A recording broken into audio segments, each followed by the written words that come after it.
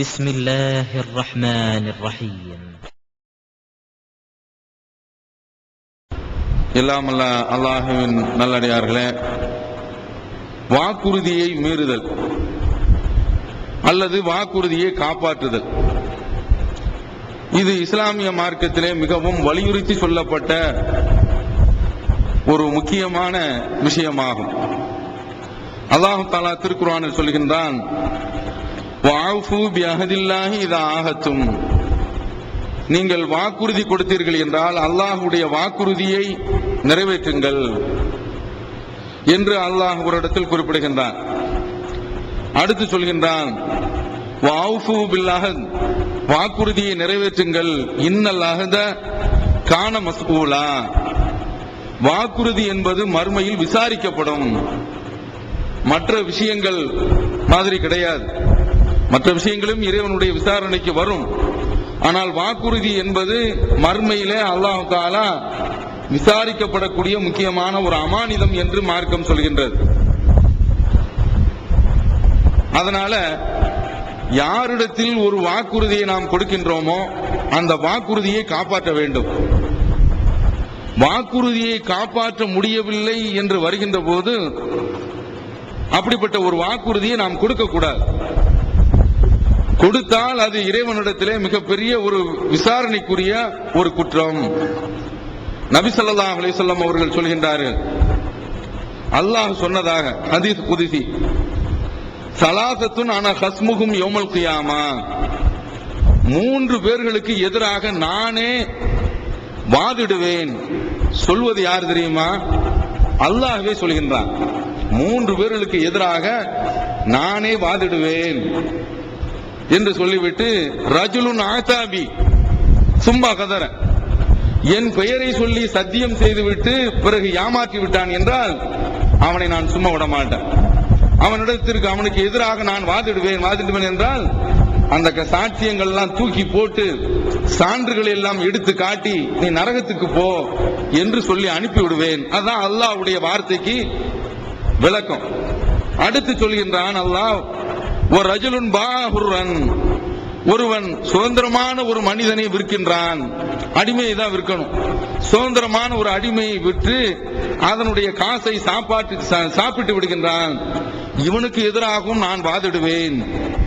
ஒரு ரஜுலுன் இஸ்தஜர அஜீரன், ஒருவன் ஒரு ஆளை கூலிக்கு அமர்த்துகின்றான்.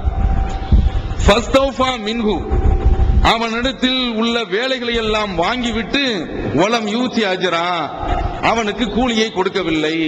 இவனுக்கு எதிராகவும் நான் வாதிடுவேன், மறுமையில நான் பிடிக்காம விட மாட்டேன் என்று சொல்லக்கூடிய இந்த செய்தி புகாரியில இடம்பெற்றிருக்கின்றது. இங்கே நாம் பார்க்க வேண்டிய விஷயம் என்ன தெரியுமா? வாக்குறுதி, அதாவது ஒரு மனிதனுக்கு, அதாவது அல்லாஹ்வுடைய பேரை சொல்லி வாக்குறுதி கொடுக்கிறான். நான் சத்தியமா அல்லாஹ் மீது சத்தியமா இதை நிறைவேற்றி வைப்பேன் என்று சொல்கின்றான். அதை நிறைவேற்றவில்லை. அல்லது ஒருவனை கூலிக்கு அமர்த்தி அவனுக்கு நான் கூலி கொடுப்பேன் என்று சொல்லி விட்டு வேலை முடிஞ்ச பிறகு பார்த்துக்கலாம்பா என்று சொல்லி அனுப்பி விடுவது. நீங்க மேலப்பாளையத்தில் பார்க்கலாம், பல கூட்டங்களுக்கு இந்த மைக் செட்டுக்காரங்க மைக்கு செட்டு வச்சிருப்பாங்க. அவர்களுக்கு ஒரு தொகையே ஏறி போய் கிடக்கும். பல கட்சிகள் இன்னைக்கும் கொடுக்காம இருந்திருக்கிறாங்க. அதையெல்லாம் நம்ம பார்க்கிறோம்.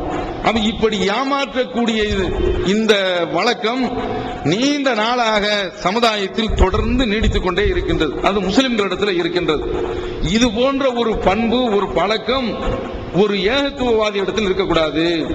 ஏனென்றால் அவன் எல்லாவற்றுக்கும் ஒரு முன்மாதிரியாக திகழ்கின்றான்.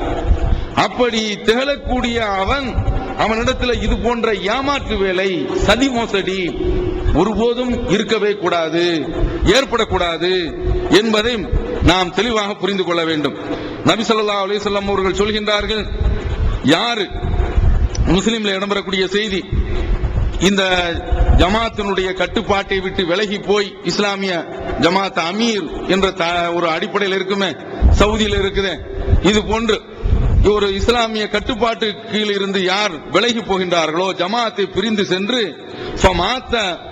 மீத்தத்தன் ஜாஹிலியா, அறியாம காலத்தினுடைய மரணத்தை தழுவாரையானால், அதே போன்ற ரசூலுல்லாஹ் தொடர்ந்து சொல்றாங்க, ஒருவன் போரிடுகின்றான், போரிடுவது எதற்காக வேண்டி தெரியுமா? இன உணர்வுக்காக வேண்டி போரிடுகின்றான். இன உணர்வு என்றால் என்ன? நான் தான் தமிழன், தமிழன் சிறந்தவன், தமிழ் கல் தோன்றி மண் தோன்றா காலத்திலே தோன்றிய மூத்த மொழி என்று சொல்லி மொழிக்காக வேண்டி போராடுகின்றானே. நான் பேசுவது உருதுக்காரன் தான் முஸ்லிம் என்று பேசுகின்றானே. இது மட்டுமல்ல இனவாதம். ஒரு 5 பேர் சேர்ந்துக்கிறானோ, 5 பேர் சேர்ந்து கொண்டு அவர்களுக்கு மத்தியில ஒரு தப்பு வருகின்றது என்றால் அதை அப்படியே கமுக்கமாக மறைத்து விடுவது. எதிர்தரப்புல எவனாவது ஒரு தப்பு செய்தால் அதை தூக்கி பிடிப்பது, ஓங்கார குரல் எழுப்புவது, ஓங்கி முழங்குவது, இவர்கள் செய்தது தப்பு, இவர்கள் ஜமாத்துக்கு எதிராக சென்று விட்டார்கள், இவர்கள் மீது நடவடிக்கை எடுக்க வேண்டும் என்று கிளம்புவது இருக்கின்றது. இதுவும் இனவாதத்தை சேர்ந்தது. நபி ஸல்லல்லாஹு அலைஹி வஸல்லம் அவர்கள் சொல்கின்றார்கள், யார் இது போன்று இன உணர்வுக்காக வேண்டி இன உணர்வு என்ற கொடியின் அடிப்படையில் எவன் போரிடுகின்றானோ அவன், அல்லது இன உணர்வுக்காக வேண்டி எவன் அழைக்கின்றானோ, நம்ம ஜமாத்துல உள்ள ஆட்கள், நம்ம சங்கத்தில் உள்ள ஆட்கள், நாம ஒரு குரூப் வச்சிருக்கிறோம், குழு வச்சிருக்கோம், அந்த குழுவில் உள்ள ஆட்கள் அவனுக்கு எதிராக அவன் பேசும்போது அது நியாயமாக இருந்தாலும் நம்ம ஏற்றுக்கொள்ள முடியுமா? அல்லது அநியாயமாக இருந்தாலும் அதை நாம எப்படி ஒத்துக்கொள்றது என்று பேசுகின்றார்களே. இப்படிப்பட்டவர்களை ரசூலுல்லாஹ் அடிக்கிட்டு வராங்க. குத்தியில இது போன்ற ஆட்களும் கொல்லப்பட்டால் ஃபித்னத்துன் ஜாஹிலியா, இவர்களும் அறியாமை காலத்து மரணத்தை தழுவுகின்றார்கள். இதுவெல்லாம் பாயிண்ட் அல்ல, பின்னால்தான் பாயிண்ட் வருகின்றது. ஒமன் ஹரஜா அலா உம்மத்தி யத்ரிபு பர்ரஹா வ ஃபாஜிரஹா, யார் இந்த சமுதாயத்தில் இறங்கி சரமாரியாக முஸ்லிம் என்றும் காபிர் என்றும் பாராமல் போய் எவன் நம்மை தாக்கியவன் எவன் தாக்காதவன், இன்றைக்கு இந்த வெடிகுண்டு வைக்கிறான் அந்த ஜிஹாத்ங்கிற பேர்ல இந்த சனியன்களுக்கு எல்லாம் ரசூலுல்லாஹ் செருப்படி கொடுக்கறாங்க. ஜிஹாத் என்ற பேர்ல குண்டை தூக்கிட்டு போறது, மேல பாளையத்தில் வார்வாள தூக்கிட்டு போய் வெட்டினாங்களே, எல்லாத்துக்கும் சேர்த்து அல்லாஹ் தஆலா செருப்படி கொடுக்கறாங்க. வமன் ஹரஜா அலா உம்மத்தி யத்ரிபு பர்ரஹா வ ஃபாஜிரஹா, தீயவனையும் கெட்டவனையும் சஹட்டு மேனிக்கு எவன் இப்படி கிளம்பி வெட்டி தள்ளுகின்றானோ, வலா யதஹாஷா மின் மூமினிஹா, அதுல நல்லவன் கெட்டவன் மூமினி என்று பார்க்காம சஹட்டு மேனிக்கு தாக்கி விடுகின்றானோ இப்படிப்பட்டவனும், வலா யஃபீலி தி அஹதின் அஹதஹு, ஒருவனிடத்தில் உடன்படிக்கை கொடுத்து விட்டு, அவன் முஸ்லிமாக இருக்கலாம் காபிராக இருக்கலாம், அப்படி கொடுத்து விட்டு அவன் அந்த வாக்குறுதியை நிறைவேற்றவில்லை என்றால் ஃபலைஸ மின்னி, அவன் என்னை சார்ந்தவன் கிடையாது, வலஸ்து மின்ஹு, நான் அவனை சார்ந்தவனும் கிடையாது. என்ன தெளிவாக சொல்றாங்க பாருங்க, முஸ்லிம்ல இடம்பெறுது. வாக்குறுதியை கொடுத்து விட்டு அந்த வாக்குறுதியை மீறி விட்டு ஒரு சின்ன சலனம் கூட இல்லாம இருக்கிறாங்க பாருங்க, இவர்கள் எல்லாம் மூமின்ங்கிற வகையிலே உள்ளவர்கள் கிடையாது என்று நபி ஸல்லல்லாஹு அலைஹி வஸல்லம் அவர்கள் சொல்றாங்க. இதுல நாம ரொம்ப கவனமாக இருக்க வேண்டும். மார்க்கம் இதை மிக தெளிவாக சொல்கின்றது. அடுத்து பார்க்கின்றோம், ஹிருக்கல் என்ற மன்னர்கிட்ட அபு சுஃபியான் வர்றார். அபு சுஃபியான் இடத்துல மாதா யமுருக்கும், அந்த இறை தூதர் என்ன ஏவுகின்றார் என்று கேட்கிறார். அவர் ஒவ்வொரு கொஸ்டினா கேட்கிறாரு, அது உங்களுக்கு அடிக்கடி சொல்லப்பட்டிருக்குது. அப்படி கேட்கக்கூடிய அந்த சந்தர்ப்பத்தில் அவங்க சொல்றாங்க, அன்னஹு அமரக்கும் பிஸ்ஸலாத்தி, அவர் பதில் சொல்றார், அவர் தொழுகையை கொண்டு ஏவுகின்றார், உண்மை சொல்ல வேண்டும் என்று குறிப்பிடுகின்றார், வல் அஃபாஃப், பத்தினித்தனத்தோடு இருக்க வேண்டும், கற்பை காக்க வேண்டும் என்று சொல்கின்றார், வல் வஃபாயி பில் அஹதி, வாக்குறுதியை காப்பாற்ற வேண்டும் என்று சொல்கின்றார், வஅதாஇல் அமானா, அதே போன்று அமானித பொருளை திரும்ப ஒப்படைக்க வேண்டும் என்று பிரச்சாரம் செய்கின்றார் என்று சொன்ன உடனே அதற்கு அவர் சொல்றாரு, வஹாதிஹி சிஃபத்து நபியின், இதுதான் ஒரு நபியினுடைய தன்மை. அப்ப வாக்குறுதியை நிறைவேற்றுவது இருக்கின்றது தூதுவருடைய தன்மை. இறை தூதை எடுத்து சொல்றாங்களே, அந்த இறை தூதர்களுடைய தன்மை, பண்பு, தூதத்துவத்தினுடைய பண்பு, குர்ஆனுடைய பண்பு என்று அவரிடத்தில் வாங்கிய அந்த வாக்குமூலத்தில் வைத்து அவர் ஒரு இறை தூதர் தான் என்று குறிப்பிடுகின்றார். என்றால் வாக்குறுதியை நிறைவேற்றுவது இருக்கின்றது இஸ்லாத்தில் மிக அடிப்படை அம்சத்தில் உள்ளது. இதை நாம் கவனத்தில் வைத்துக் கொள்ள வேண்டும். அடுத்து நபி ஸல்லல்லாஹு அலைஹி வஸல்லம் அவர்கள் சொல்கின்றார்கள், அர்பவுன் மன் குன்ன ஃபீஹி கான முனாஃபிகா, ஒரு நயவஞ்சகனை நீங்க பார்க்க வேண்டும் என்றால் 4 விஷயங்கள் எவனிடத்தில் இருக்கின்றனோ அவன் தெளிவான நயவஞ்சகன். நம்பர் 1, அதாவது அவன் பேசினால் பொய் தான் பேசுவான், இது 1. அடுத்தது வாக்குறுதி கொடுத்தான் என்றால் சர்வ சாதாரணமாக மாறு செய்வான். ஆகத கதர, அதே போன்று ஒப்பந்தம் போட்டான் என்றால் அந்த ஒப்பந்தத்தில் மோசடி செய்வான்.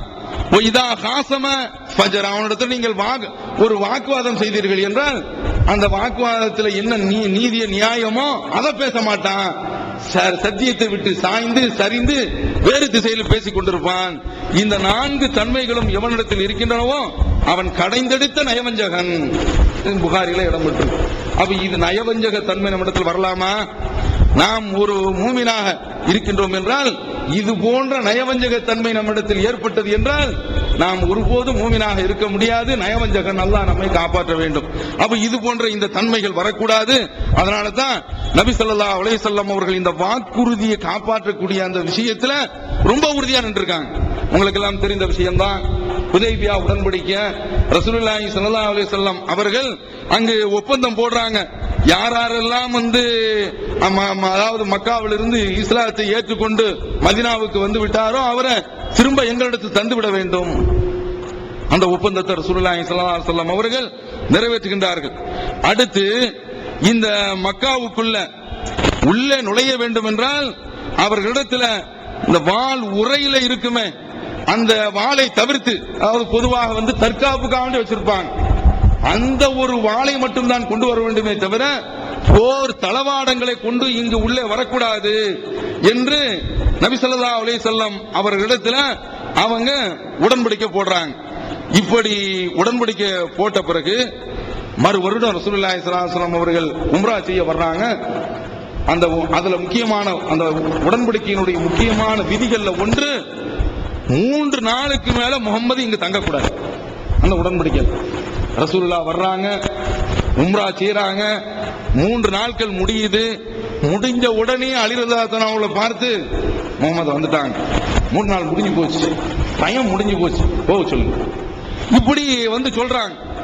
இப்போது ரசூலுல்லாஹி ஸல்லல்லாஹு அலைஹி வஸல்லம் அவர்கள் மக்காவில் இருக்கிறாங்கன்னா அவங்க மதீனாவுல ஒரு ஆட்சி தலைவர், பவர்ஃபுல் லீடரு, அதிகாரம் மிக்க ஒரு தலைவர், அதிகாரத்தை கையில் வைத்துக் கொண்டு வாடா நான் போக முடியாது, யார் என்னிடத்துல மோதி பார்க்கிறீங்களா பாருங்க என்று சவால் விடக்கூடிய ஒரு அந்தஸ்துல இருக்கிறாங்க. ஆனா பாருங்க, வாக்குறுதி என்று 3 நாள் ஹுதைபியாவில் உடன்படிக்கை போட்டாச்சு. உடைவாளுடன் மட்டும்தான் வர வேண்டும். அதை போன்று யார் மக்காவில் இருக்காங்களோ அவங்களை திரும்ப அனுப்பி, மக்காவில் இருந்து ஈமான் கொண்டு மதீனாவுக்கு இருந்து விட்டால் அவர்களை திரும்ப அனுப்பிவிட வேண்டும். அது போன்று மக்காவிற்கு நான் அடுத்த ஆண்டு உம்ராவுக்கு வரும்போது 3 நாட்கள் தான் மக்காவில் இருக்கணும், அதற்கு அடுத்து அந்த மக்காவில் இருக்கக்கூடாது என்று உடன்படிக்கை போட்டிருந்தாங்க. அந்த உடன்படிக்கையினுடைய அடிப்படையில் 3 நாட்களுக்கு மேல ரசூலுல்லாஹி ஸல்லல்லாஹு அலைஹி வஸல்லம் அவர்கள் மக்காவில் தங்கல, திரும்பி மதீனாவுக்கு வந்துட்டாங்க. பார்க்கிறோமா? அப்ப எப்படி அந்த உடன்படிக்கைக்கு என்று ஒரு மரியாதையை, ஒரு முக்கியத்துவத்தை கொடுத்திருக்கிறாங்க பாருங்க. அதாவது ஒரு அந்தஸ்து தகுதி வந்த பிறகு அதை மறக்கிறதுக்கு ஆட்சி பொறுப்புக்கு வந்துருவாங்க. நான் எம்எல்ஏ ஆயிட்டேன்னு வைங்க, எம்பி ஆயிட்டேன்னு வைங்க, உன்னை நான் மிகப்பெரிய ஒரு அந்தஸ்துல உன்னை கொண்டு வந்துருவேன், நீ தான் பார்லிமெண்ட் செக்ரட்டரி, உன்னை நான் கொண்டு வந்துருவேன், என்னுடைய பர்சனல் செக்ரட்டரியாக நான் கொண்டு வந்துருவேன், கடைசியில் செக்ரட்டரி கூட வாங்கி கொடுக்க மாட்டான். அந்த மாதிரி அவனை ஒரு அந்தஸ்துக்கு தள்ளி விட்டுருவான். அப்படி இறை தூதர் ஆட்சி பொறுப்புக்கு வந்த பிறகும் அந்த வாக்குறுதியை மீறாத ஒரு தன்மையை கடைபிடிக்கிறாங்க. அப்ப இது போன்றுதான் நம்மிடத்தில் இது மாதிரியான அந்த பண்புகள் இருக்க வேண்டும். உமர் ரலியல்லாஹு தஆலா அவர்கள் தொழுகையில் இருக்கும்போது தான் குத்தப்படுறாங்க. குத்தப்பட்ட பிறகு குடல் மாறி சரிஞ்சு போகுது. வீட்டில் இருக்கிறாங்க. அவர்களுக்கு ஒரு ஆசை. என்ன ஆசை? ரசூலுல்லாஹி ஸல்லல்லாஹு அலைஹி வஸல்லம் அவர்கள் அடக்கப்பட்ட இடத்துல அபூபக்கர் அடங்கப்பட்டிருக்கிறாங்க. அபூபக்கருக்கு அடுத்து தான் அடக்கப்பட வேண்டும் இந்த ஒரு விருப்பம். உடனே தன்னுடைய மகனை கூப்பிட்டு, அப்துல்லாஹ் இப்னு உமரை கூப்பிட்டு, நீ போய் அன்னையார் இடத்தில் நீ ஒரு அனுமதி கேள், அனுமதியை கேட்டு வா என்று அனுப்பி வைக்கின்றார்கள். போறாங்க, சலாம் சொல்றாங்க. அன்னையார் அவர்களே, என்னுடைய தந்தை உங்களுடைய தந்தைக்கு அருகில் முஹம்மது நபி ஸல்லல்லாஹு அலைஹி வஸல்லம் அவருடைய கபருக்கு அருகில் அடக்கப்பட வேண்டும் என்று விரும்புகின்றார்கள், நீங்கள் அனுமதிக்கு தர வேண்டும் என்று அவர்கள் கேட்கின்றார்கள் என்று சொன்ன உடனே ஆயிஷா ரலியல்லாஹு தஆலா சொல்றாங்க, அந்த இடம் எனக்காக வேண்டிய நான் முன்பதிவு செய்து வச்சிருக்கேன், அவங்களுக்கு பக்கத்துல நான் அடங்க வேண்டும் என்று அல்லவா விருப்பப்படுகின்றேன். சரி, அவங்களுடைய ஆசையை நான் மறுக்க விரும்பவில்லை, அவர்களை நீங்கள் அடக்கிக் கொள்ளுங்கள், நான் அனுமதி கொடுத்தேன் என்று உமர் ரலியல்லாஹு தஆலா அவர்களிடத்தில் நீங்கள் சொல்லிவிடுங்கள் என்று சொல்லிவிட்டாங்க. வந்து சொன்ன பிறகு ஒரு ஆட்சியாளர்னா எப்படி ஒரு பக்குவத்தை இஸ்லாமிய மார்க்கம் உருவாக்கி இருப்பாங்க. நபி ஸல்லல்லாஹு அலைஹி வஸல்லம் அவருடைய பாசறையில பயின்றவர்கள் அல்லவா சொல்றாங்க, எப்பா உயிரோடு இருக்கும்போது எனக்கு அனுமதி அவங்க தந்துட்டாங்க, நான் இறந்த பிறகு ஒரு தடவை அடக்குவதற்கு முன்னால் அவங்க வீடு தானே, ஜனாசாவை கொண்டு வைத்துக் கொண்டு அப்புறம் ஒரு அனுமதி கேளு, தந்த அடக்கு, இல்லை என்றால் என்னை மூமின்களுடைய சாதாரண கபர்ல கொண்டு போய் அடைக்கிறது. இப்போது விற்பனையில் இஸ்லாம் கூறும் பொருளியல் சகோதரர் பிஜே அவர்கள் உரையாற்றிய பொருளாதாரம் சம்பந்தமான 27 மணி நேர தொடர் சொற்பொழிவு. என்ன வியாபாரம் செய்யலாம், பங்குச் சந்தையில் ஈடுபடலாமா, இன்சூரன்ஸ் செய்யலாமா, MLM வியாபாரத்தில் ஈடுபடலாமா, குத்தகை, பங்கு வணிகம் மற்றும் வியாபாரம் தொடர்பான அனைத்து சந்தேகங்களுக்கும் குர்ஆன் ஹதீஸ் அடிப்படையில் தெளிவான விளக்கங்கள் 3 டிவிடிகளாக விலை ரூபாய் 75 மட்டுமே. கிடைக்கும் இடம் TNDJ வீடியோ விஷன், நம்பர் 30, அரண்மனைக்காரன் தெரு, மண்ணடி, சென்னை 1. உணர்வு முஸ்லிம் சமுதாயத்தின் நம்பர் 1 தமிழ் வார இதழ். உறங்கிக் கிடந்த முஸ்லிம்களின் உணர்வுகளை தட்டி எழுப்பது 13 ஆண்டு கால வரலாற்று சாதனை படைத்த ஒரே இதழ் உணர்வு. செய்திகளின் நடுநிலைமை, விமர்சனங்களின் நேர்மை, சமுதாய செய்திகளுக்கு முன்னுரிமை, இஸ்லாத்தின் எதிரிகளை அடையாளம் காட்டுதல், அரசியல், ஆன்மீகம் பற்றிய கேள்விகளுக்கு ஆணித்தரமான பதில்கள், ஆய்வுக் கட்டுரைகள், பல சுவையான அம்சங்களுடன் வெளிவரும் உணர்வின் வாசக சமுத்திரத்தில் நீங்களும் சங்கமமாகுங்கள். ஆண்டு சந்தா உள்நாடு ரூபாய் 400, வெளிநாடு ரூபாய் 2300, தனி இதழ் ரூபாய் 8. உங்கள் டிராஃப்ட்களை Muslim media trust, number 7, Vadamaraikar street, 2nd floor, Mannadi, Chennai 1 என்ற முகவரிக்கு அனுப்பி வையுங்கள். சொல்றாங்க. அது ஒன்று தூக்கிட்டு வர்றாங்க. வஃபாத்தான பிறகு அன்னையார்கிட்ட வந்து கேட்கிறாங்க, இப்போதும் உங்களிடத்தில் ஒரு அனுமதி கேட்கின்றேன். அப்படி என்னுடைய தந்தைக்கு, ஏன்னா ஏற்கனவே அப்போ அவர்கள் குத்தப்பட்டு கிடக்கும் போது அவங்க தான் லீடர், ஜனாதிபதி, அந்த பவருக்கு பயந்து அவங்க தந்தாண்டு இருக்கக்கூடாது, சுதந்திரமாக தரணும். என்ன மாதிரியான ஒரு அணுகுமுறையை அவங்க கடைபிடிக்கிறாங்க பாருங்க. சுதந்திரமாக அவர்களை எனக்கு அடக்கிறதுக்குரிய இடத்தை தரணும்.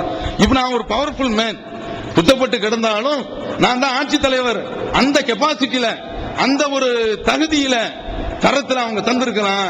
நான் இறந்த பிறகு எனக்கு இது போன்ற ஒரு அனுமதி கிடைக்கின்றதா என்று பார்த்து விட்டு என்னை அடக்கு என்று சொன்ன உடனே மகனும் அதை போன்று கேட்டுவிட்டு அணையாற்றுகிறாங்க, தாராளமாக அடக்குங்கள் என்று சொன்ன பிறகு அடக்குறாங்க. நாம இங்கு செலுத்த வேண்டிய பார்வை என்ன தெரியுமா?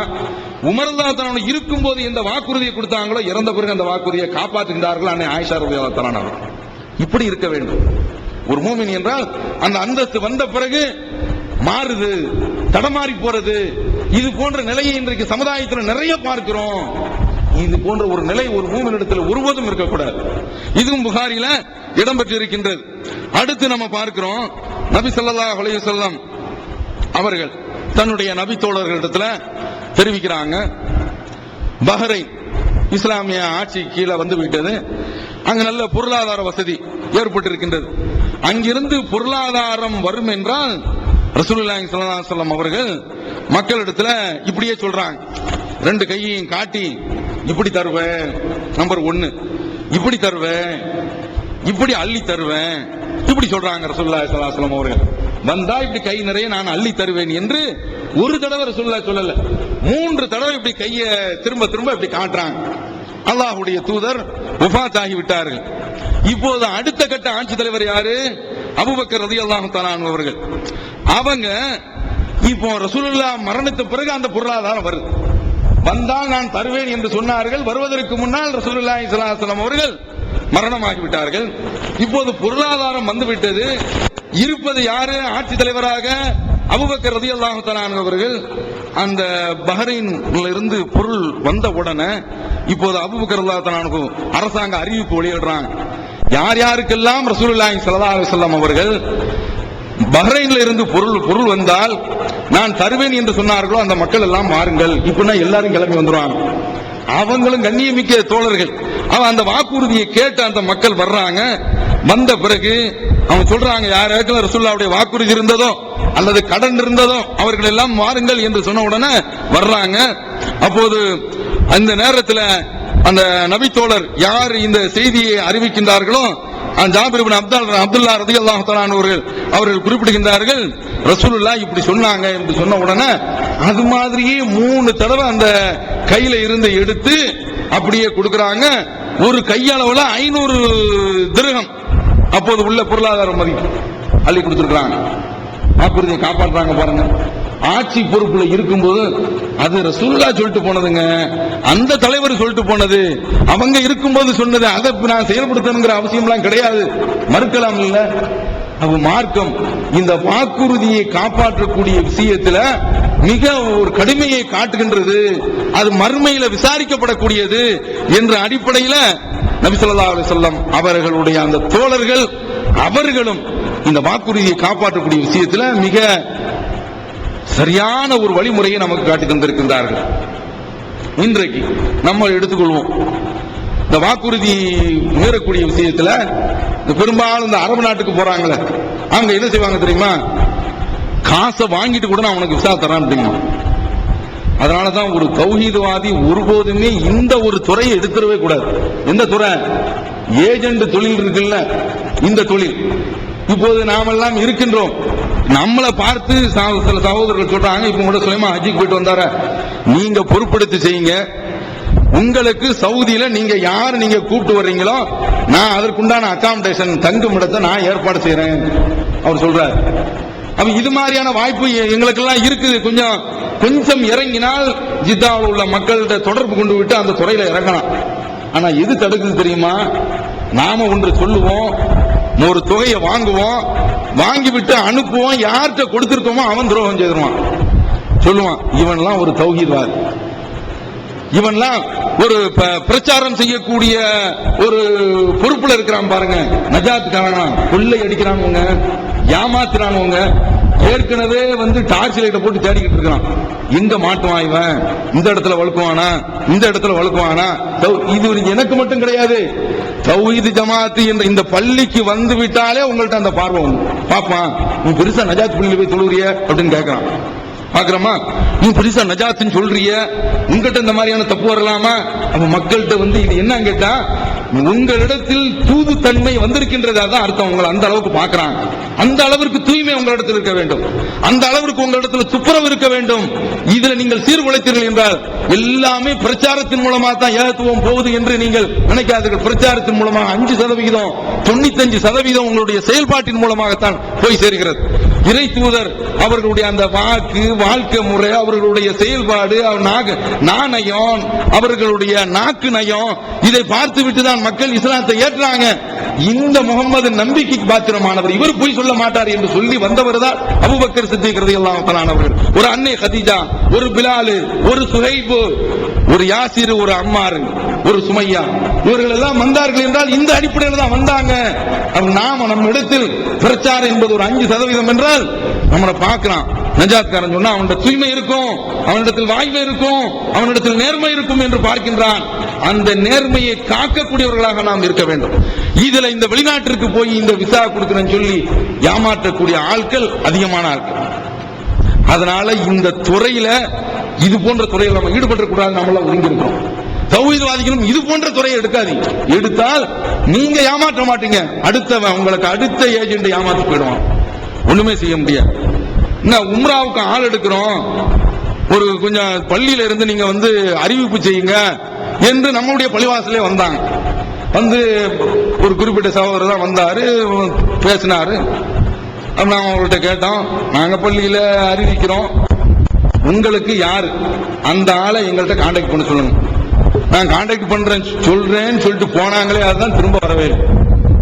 இதுக்கு நம்ம பள்ளியில இருந்து நஜாத் பள்ளியில அறிவிச்சாச்சு அப்படின்னு சொன்னா அதுக்கு ஒரு கிரெடிட் இருக்குது, அல்லாஹ் கொடுத்திருக்கிறான், ஒரு மரியாதையை வச்சிருக்கிறான்.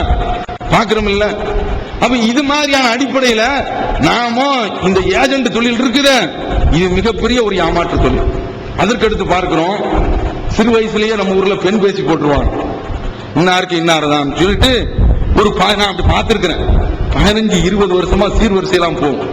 இங்க இருந்து அங்க கொடுக்கிறது, பால் பழம் கொடுக்கிறது, வட்டலாப்பம் கொடுக்கிறது, இடியாப்பம் கொடுக்கிறது, எல்லாம் தக்கடி கொடுக்கிறது. நம்ம ஊர்ல உள்ள பெரிய பசியாரெல்லாம் எல்லாமே கொடுத்தான்.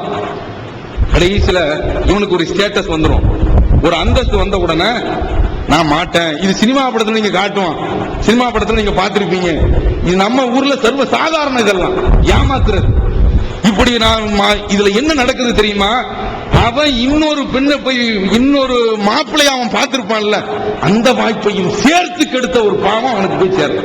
இப்படிப்பட்டவர்கள் அவன் இப்படி ஏமாத்தக்கூடிய ஆட்கள் ஒரு சலனத்தை கூட காட்ட மாட்டாங்க. இப்படி நம்ம ஏமாத்திட்டோம், இப்படி ஒரு மோசடியை செய்துட்டோம், இப்படி அந்த குடும்பத்துக்கு ஒரு பாதிப்பை ஏற்படுத்திட்டோம், எவ்வளவு பெரிய ஒரு பாவத்தை இவன் பாவம் மன்னிக்கிறனா மஹ்ஷர்ல அல்லாஹ் மன்னிக்க மாட்டானே, கான அஹ்துல்லாஹி மஸ்ஊலா, அல்லாஹ்வுடைய வாக்குறுதி மறுமையில் விசாரிக்கப்படக்கூடியதாக இருக்குது. இந்த ஒரு சலனம் கூட பொறி கூட தட்டாதவனாக ஜென்மங்களாக மேலப்பாளையத்தில் மற்றும் தமிழகத்தில் உள்ள முஸ்லிம்கள் இன்றைக்கு நடமாடி கொண்டிருக்கக்கூடிய அவமான நிலையை நம்ம பார்க்கிறோம். அல்லாஹ் காப்பாற்ற வேண்டும். எவ்வளவு பெரிய ஒரு ஏமாற்று வேலை. அவன் இன்னொரு இடத்துல போய் எங்காவது ஒரு மாப்பிளை பார்த்திருப்பான்ல, அதையும் எடுத்து பேசி போட்டு நாசமாக்கி வேறு எங்குமே போகக்கூடிய அளவிற்கு தாளிட்டு அடைத்து விடுகின்றானே. மர்மையில இவர்கள் எல்லாம் சோனத்துக்கு போக முடியாது. இப்படிப்பட்ட ஒரு ஏமாற்று வேலையை செய்யக்கூடியவன் தௌஹீத்வாதியா இருக்க முடியாது. அந்த மாதிரியான ஒரு காரியத்தை தௌஹீத்வாதியை நீங்கள் ஒருபோதும் செய்து விடாதீர்கள். இது துரோகம், இது நயவஞ்சகம், இது ஏமாற்று, இது பகிரங்க மோசடி, சதி மோசடி, ஏமாற்று வேலை. பாதிக்கப்பட்டவன் மன்னிக்கவில்லை என்றால் இத்தகைய தாவத்தல் மظلوم, பாதிக்கப்பட்டவனுடைய பிரார்த்தனைக்கு நீங்கள் அஞ்சிக் கொள்ளுங்கள் என்று சொல்கின்றார்களே. அப்படி யாராவது செய்திருந்தா அவன் போய் மன்னிப்பு கேட்கணும். மன்னிச்சிரு, நான் தெரியாம செய்துட்டேன், நான் செய்தது சாதாரண ஒரு பாவம் அல்ல, துரோகம் என்று போய். இது இந்த பெண் விவகாரத்தில் மட்டும் கிடையாது, எந்தெந்த விவகாரத்தில் இப்படி ஒருத்தனை நம்ப வச்சு கழுத்தறுத்தோம் என்றால் அல்லாஹ் நம்மை காப்பாற்ற வேண்டும்.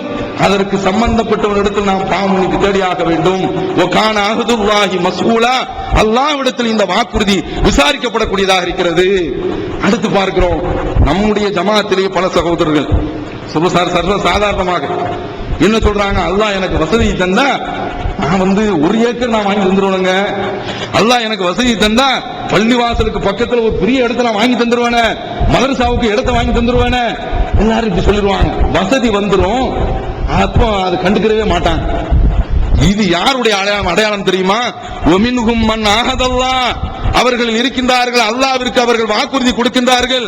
லஇன் ஆத்தானா மின் ஃபضலி, அல்லாஹ் எனக்கு பொருளாதாரத்தை தந்தான் என்றால் லனஸத்தகன்ன, நான் தர்மம் செய்துவேன் அவனுடைய பாதையில, வலனகூனன்ன மின ஸாலிஹீன், நான் நல்லவர்களுடைய பட்டியலில் இருப்பேன் என்று நயவஞ்சகர்கள் சொல்கின்றார்கள்.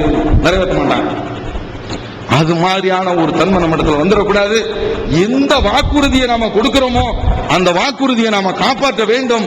ஏகத்துவவாதி இடத்துல இது போன்ற ஒரு நயவஞ்சக தன்மை, மோசடி தன்மை நீங்க எடுக்கக்கூடிய அந்த தொழிலும் அதுல நம்ம சர்வ சாதாரணமான முறையில இன்ஷா அல்லாஹ்ங்கிறது ஒரு கவரேஜ். எதுக்குன்னா நான் அதெல்லாம் செய்ய முடியாது, இன்ஷா அல்லாஹ் நம்ம பாத்துக்கிறோம், 100க்கு 100 செய்ய மாட்டான், அல்லாஹ் காப்பாற்ற வேண்டும். ولا تقولن لشيء اني فاعل ذلك غدا الا ان يشاء الله, ஒரு செய்தியை நான் நாளைக்கு செய்வேன் என்று உறுதியாக நீ சொல்வது வேண்டும் என்றால் இன்ஷா அல்லாஹ் சொல்லிக்க அப்படிங்கிறான். இப்ப எதுக்கு வச்சிருக்கான் இவன்? நேர் சொல்லிட்டாலே டெய்லர் கடையில் போய் பாருங்க, இன்ஷா அல்லாஹ் நான் காலையில் தந்துருவேன் அப்படின்னா அது கிடைக்காதுன்னு அர்த்தம். இப்படி ஒரு ஆட்களே இருக்கிறாங்க. என்னால முடியாதுங்க, சண்டை போட்டுட்டோம், அவன் துணியை திரும்ப வாங்கிட்டு போட்டோம், அதனால வாக்குறுதி கொடுத்துட்டு ஏமாற்ற வேலை வச்சிடக்கூடாது.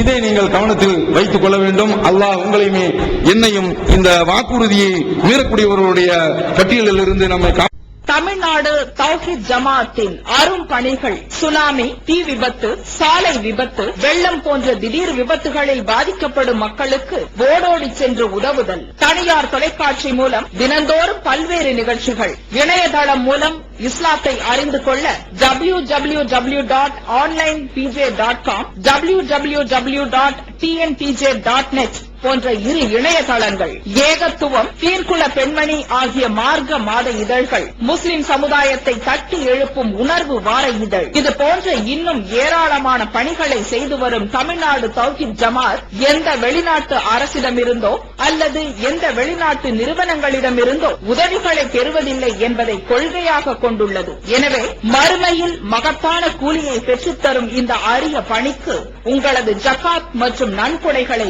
வாரி வழங்குவீர். உங்களது நன்கொடைகளை டிடியாகவோ செக்காகவோ மணி ஆர்டராகவோ அனுப்பலாம். டிடி அனுப்புபவர்கள் தமிழ்நாடு தௌஹீத் ஜமாத் வங்கி கணக்கு எண் 7882748227 இந்தியன் வங்கி மண்ணடி கிளை என்ற பெயரில் எடுத்து அனுப்ப வேண்டிய முகவரி தமிழ்நாடு தௌஹீத் ஜமாத் மாநில தலைமையகம் 30 அரண்மனைக்காரன் தெரு, மண்ணடி, சென்னை 1. போன் 04425215226. الله